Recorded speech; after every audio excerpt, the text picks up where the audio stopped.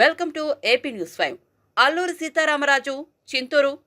Welcome to AP news 5. Alluri Sitaramaraju జిల్లా చింతూరు సోకులేరు వాగువృద్ధికి ముకునూరు వద్ద చిక్కుకున్న కొండపల్లి గ్రామానికి చెందిన ఇద్దరు గర్భిణీలు పురిటి నొప్పులతో వాగు అవతల ఉండిపోయిన గర్భిణీలు సమాచారం తెలుసుకుని హుటాహుటిన స్పందించిన ఐటీడీఏ పీఓ పడవని ఏర్పాటు చేసి 108 వాహనం ద్వారా ప్రభుత్వ ఆసుపత్రికి గర్భిణీలను తరలింపు మానవత్వాన్ని చాటుకున్న ఐటీడీఏ పీఓ.